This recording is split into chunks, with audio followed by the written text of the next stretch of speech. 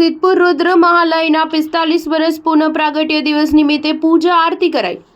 ઐતિહાસિક અને ધાર્મિક નગરી સિદ્ધપુરમાં ભગવાન શ્રી જય રુદ્રેશ્વર મહાદેવના પુનઃ પ્રાગટ્ય દિવસ તારીખ 14/3/1980 ફાગણ વદ પ્રદોષના રોજ ભગવાન રુદ્રેશ્વર પ્રગટ થયેલ, જેના 45 વર્ષ પૂર્ણ થતા જે તિથિ ફાગણ વદ પ્રદોષ તારીખ 27/3/2025ના ગુરુવારના રોજ હોવાથી આ પાવન દિવસે સાંજે જય રુદ્રેશ્વર મંડળ તેમજ સર્વ ધર્મ પ્રેમી સનાતન જનતાએ રુદ્ર મહાલય ખાતે એકત્રિત થઈ કાયદાના ભંગ વગર રુદ્ર મહાલયના મુખ્ય દરવાજા બહારથી જ તેમજ પોતાના ઘરે દીપ પ્રાગટ્ય, નૈવેદ્ય અને પૂજા આરતી કરી રુદ્રેશ્વર મહાદેવના દર્શન કર્યા હતા। આ અંગે શ્રી જય રુદ્રેશ્વર યુવક મંડળના પ્રમુખ કિશોરભાઈએ જણાવ્યું હતું કે રુદ્ર મહાલયની અંદર પ્રવેશને લઈને સરકાર અને કોર્ટનું અમે સન્માન કરીએ છીએ। અમારે કોઈ ધર્મનો વિરોધ નથી, પરંતુ દૂર દૂરથી અન્ય રાજ્યોમાંથી આવતા પ્રવાસીઓ તેમજ શ્રદ્ધાળુઓ રુદ્ર મહાલયને બહાર જ નિહાળીને સંતોષ માણી નિશાસો નાખીને ચાલ્યા જાય છે, તો લોકોને અંદર પ્રવેશ આપીને દર્શન માટે પ્રતિબંધ હટાવી લેવો જોઈએ। પોલીસ અને પુરાતત્વ ખાતાના માણસો અહીંયા બેસે જ છે, તો સનાતન ધર્મના લોકોને સત્યની ધરોહરથી વંચિત ન રાખો। પ્રતિબંધ ક્યાર સુધી? કોર્ટનું સન્માન કરીએ એનો મતલબ એ નથી કે સત્યને ફાંસીના માછડે લટકાવી દઈએ। અમારી બસ એટલી જ માંગ છે કે લોકોના દર્શન માટે પ્રવેશ દ્વાર પર પ્રતિબંધ હટાવી દેવો જોઈએ।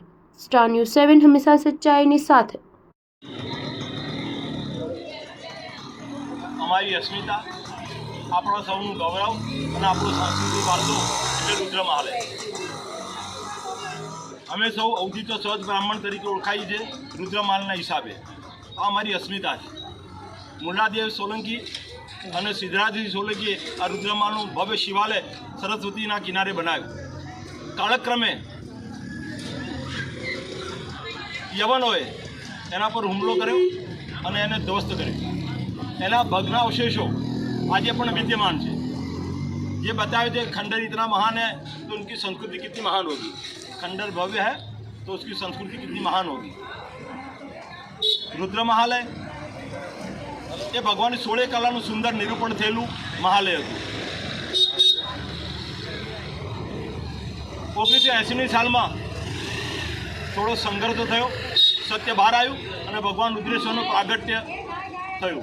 એ સાલ હતી 1980, 13 માર્ચ 14 માર્ચ 1980 અને શુક્રવાર તો પ્રદોષ હતો। આજે પણ એ તિથિ છે એટલે 45 વર્ષે એમનો આ એક ઉત્સવ રાખ્યો કે ભગવાનને આપણે બધા સર્વ પ્રાર્થના કરીએ અને આ નગરનો ઉત્કર્ષ થાય। અમારી માગણી એટલે છે કે આટલા વર્ષોથી વિવાદ ચાલે છે તો ભગવાન બુદ્ધિ પડે તો સત્ય માટે પણ વિવાદ નહીં કરો। અમે વિવાદ કરવા નથી માગતા, પરંતુ અમે એવું ઈચ્છીએ છીએ કે આ પ્રશ્નનો નિકાલ આવે। અમે સર્વધર્મ સંભાવનામાં માનીએ છીએ। અમારી માગણી છે કે સરકાર એના પર જે પ્રતિબંધ મૂક્યો છે, દર વર્ષે જાહેરનામું બહાર પાડી દર 3 મહિને અને કલેક્ટરશ્રી પ્રતિબંધ મૂકે છે। આવનાર લોકો એ ઐતિહાસિક ધરોહરના દર્શનથી વંચિત રહે છે। અમારી લાગણી એવી છે કે તમે પ્રતિબંધ ઉઠાવી લો અથવા હળવો કરો, ત્યાં આગળ કોઈ વ્યવસ્થા ગોઠવો। આવનાર મુલાકાત રજિસ્ટર નિભાવો, ક્યાંથી આવે છે એનો મોબાઈલ નંબર લો, આધાર કાર્ડ લો, પણ એમને દર્શન માટેની છૂટ આપો। અમારા ધોરણો થકી અમને તમે વંચિત ના રાખો, એટલી અમારી નમ્ર સરકારને અને આગેવાનોને વિનંતી છે। સત્યની કોઈ પરિભાષા નથી, સત્ય હતું છે અને રહેશે, એટલી જ અમારી। આજે કાર્યક્રમ અમે 45 વર્ષે અમે યાદ કર્યું કે લોકોના અંદર આ સ્મૃતિ બની રહે, આપણી જે વિરાસત ભૂલાઈ ના જાય લોકોના હૃદયમાંથી। એટલા માટે અમે પ્રયત્ન કર્યો કે ભગવાનનું એક મહાપૂજન કરવું। ભલે અમને નહીં જવા દે, અમે કાયદાનો કોઈ ભંગ કરવા માગતા નથી। અમે અહીંયા બધાને નગરજનો નિમંત્રિત કર્યું કે તમે રુદ્રેશ્વરના દર્શન કરવા આવો, આપણે આરતી કરીશું અને ભેગા સાથે પ્રસાદ લઈશું અને આપણે ભગવાનનો જયઘોષ કરીશું। રુદ્રેશ્વર મહાદેવ।